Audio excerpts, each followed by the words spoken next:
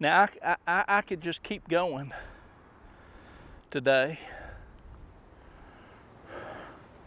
but I have to try to think about what I'm doing here.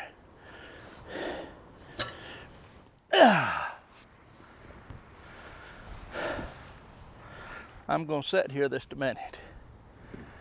That's what I'm going to do. You never know, I might find something to gripe about. I don't like to gripe. I'll tell you one thing that does, it ain't none of my business. None of my business.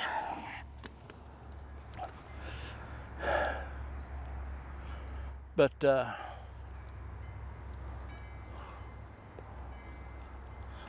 I'm just going to say this much, and then I won't go into no detail. I'll let you do your own homework.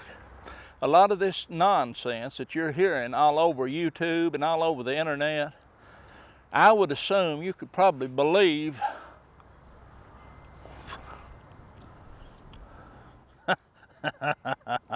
you can believe whatever you want to believe, but I would assume that you might find 5%. You'd be pushing yourself if you found 5% of the stuff that you hear is documented facts. A lot of it's just jargon, just made up. What for? Why would they do such? Ratings, money, and the worst things they can talk about, the fear tactics, and just keep people disturbed and searching for stuff, and the people thrive on it evidently. Make nonsense up, or a report can come out. Have you ever paid attention to this? If there's any kind of news, breaking news of something, or something happens, give it about 45 minutes. You'll have 75 different channels telling you all about it. They don't know no more about it than I know. They ain't had time to learn about it. They just hit the high spots, cherry picking little pieces here and there, and then they spew it out like a bunch of rhetoric, hoping that someone will listen and stay on that channel where that they can make 10 cents.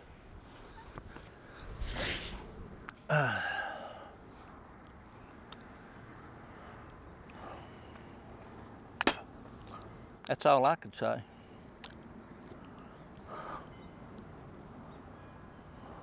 Because I can tell you right now, some of them that's spewing it should be ashamed of themselves. They should be ashamed of themselves, is what they should be. The way they present it, I could care less. I really could, but I think it's a shame. I really do. You can get on there and joke around and act crazy and joke around a little bit, it's one thing, but when you start pumping information to people that's taken from the wrong source to start with, you're doing nothing but parroting. You're not original. You're just mimicking and parroting somebody else. Whether the information's true or not, used to people had a little integrity and morals about them, and even the news channels. If they broadcast something that was wrong, the next day they was on there retracting it, or, well, I know they were because I saw them do it years ago. But now, this more stupid and radical something is, it seems like that's what the populace, that's what the majority evidently feed on, because the ones that are doing that nonsense are some of the biggest channels out there, and if that's what they want, more power to them. But it's a sad thing that they do fill people full of misinformation and lead them in the wrong directions. That's just my thoughts. And it don't take a rocket scientist to figure them out either. There's too much. You have the information of the world at your fingertips. if you know where to look and look in the right places. You got to look in the right places. And then you got to have a little common sense, you know. Oh, Lord. I don't know how I got on this one. Best thing to do, God give everybody a brain and the ability to have critical thinking. So a lot of times, instead of jumping the gun and jumping on something and thinking, oh, that's the facts, this because somebody that you've got confidence in tells you. But the main thing is that some people is telling you the truth. There's a lot of them telling you the truth, but I'm going to tell you the majority of it is hogwash. They get just a little bit of facts about this or that, and then they just try to blow it up. Like, it reminds me of a bunch of idiots sitting around the campfire trying to blow up an onion sack. And some of them can blow her up pretty good. Lord have mercy. And they're actually making idiots out of themselves. They really are. I'm just an idiot anyway. I'm just thinking out loud when I'm out here. It's more interesting and fun that way. To me it is. I know I should go into detail on a lot of other things, but how complicated really is it to sow a seed? Really, how complicated is it? I don't make it grow. I just try to get the soil presentable, suitable, and you'll learn over time your seeds, you know, if a big seed or if it's a little fine seed. Rule of thumb, you know, if you'll go, I'm going to say 3 to 6 times the thickness of that seed, depth, you'll be just fine. Real fine seed, little fine seed, it don't need to be, I mean, even if you put it 3 or 4, 5 or 6 times its depth, it's not going to be, it won't be a 1/4 inch deep. Corn, you know, corn, inch and a half. I have planted it 2 inches. Takes longer to come up. But there's no race for me. I'm just growing a garden like everybody else should be growing, and everybody can that wants to. Excuse me. I've seen people. I just thought of a guy. He's in Nebraska. I ain't heard from him in a while. I can't even remember his name. I need to look him up. I've learned a lot from people on YouTube. A lot from people. I can't say that I couldn't have already done what I've learned because I was doing it. But everybody's got, you know, just like the old saying, there's more than one way to skin a cat. There's some ways it's just simply a little bit easier than others, more easier. And that's what I try to do. I try to do this as convenient and simple as I can and still expect results. You can't always have them. Just like I said, I don't make this stuff grow. I just make the ground as suitable as I can. I sow the seed, and the good Lord makes it grow, and by no means nothing else does. He'll send you rain, or he'll hold the rain.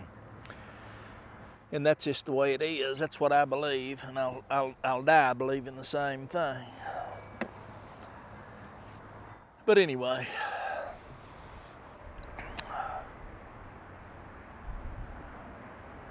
just like I started to say, there's a guy in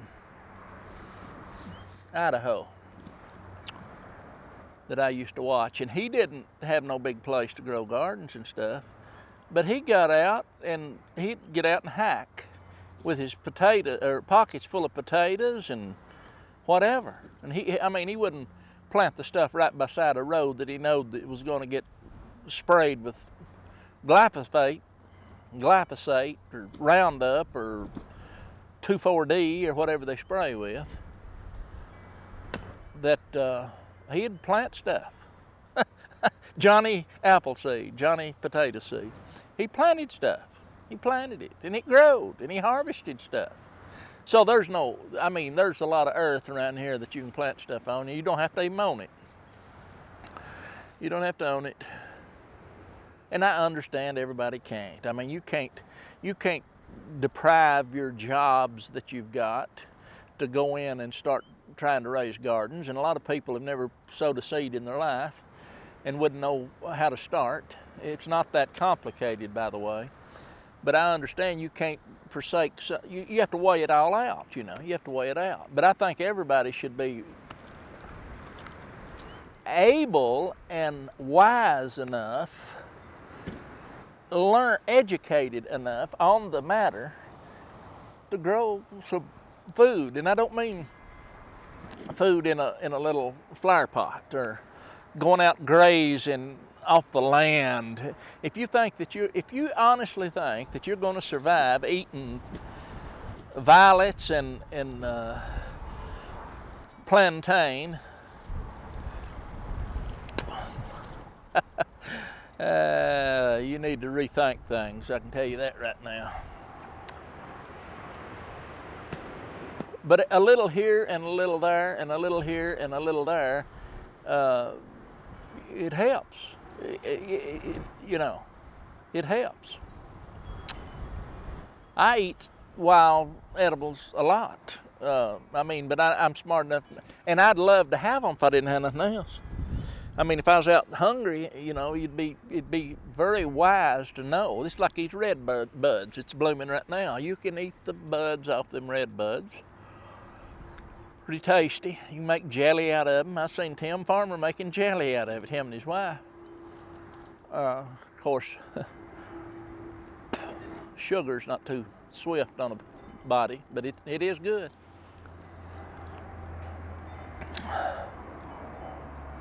I'm going to try to call it quits here today.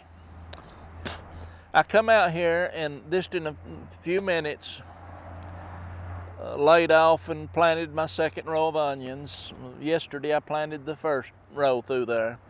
Today I planted about a 9 or a 10 foot little bed here of lettuce, and the rest of that row is planted with turnips, purple top round globe turnips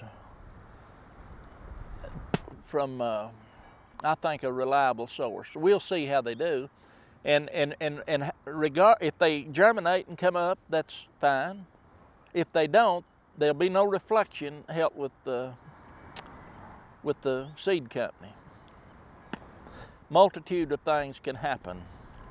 If you buy seeds and none of them germinate, then you may have a problem. But just because you don't get a good stand of something don't mean that it's their fault. By no means. Just suck it up, order you some more, and keep planting. Most of the time, a reputable company, you'll have no problem. I've got seeds I've had for years, and keep them in a mason jar. They do fine. I planted 5 or 6 trays in the greenhouse here today of items. Some of those seeds I've had for tomato seeds now. I've had for 12 years or longer, and I still got enough confidence in them. But now when I sow them, when I plant them in those sales, I may put 5 or 6 seeds in each cell instead of just 1 or 2. I'll put 5 or 6. And I found over the years by doing that, I'm going in there with a little set of nippers and I'm having to thin them out to one good plant. But I can pick the biggest one out of that, clip the others off, no big deal. If you planted 1 or 2 and the germination rate was down low, you might have a bunch of skip sales in there. But if you'll plant 5 or 6, you can just chop them off, prune them out of there. And that way you've got a whole tray full of your plants. We'll see how it goes. I've made videos of planting stuff, and I don't think it's necessary to show someone how to make a divot in a little sail and drop a seed in it. It's obvious. I might later, but I don't think it's necessary. I've got a video on it. No big deal. It's the same every year. Some things just don't change. So I tell you what I'm gonna do. I'm gonna shut the camera off. I'm gonna load this stuff up, and I'm gonna get ready. We'll feed cooney pigs. That's what I intend to do.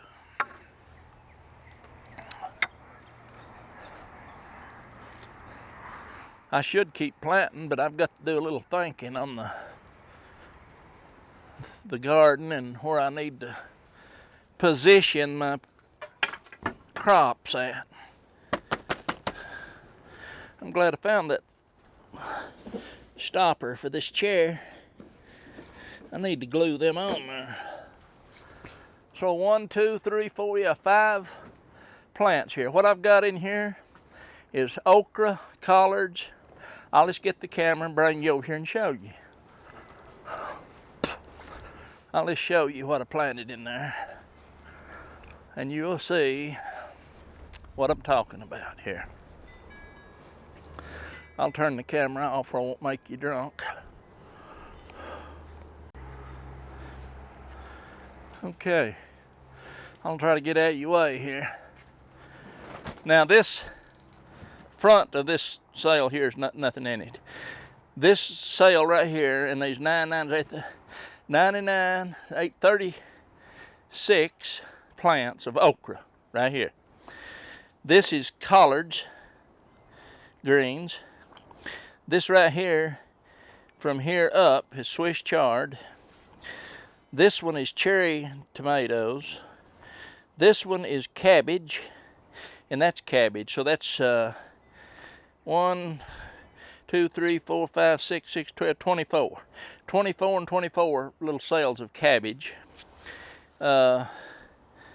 This one is bell peppers, half a tray. And this one is jalapenos, half a tray. This back here, 24 Rutgers, 24 Roma, and 24 pink Pontiac right here. And these are the pepper plants up here, if you can see them, that I'm trying to get through the winter. And I think I'm going to get them through the winter, be the first ones. But that's all I've got started. I've got to clean this greenhouse. It looks like a train wreck. But that's it. All right.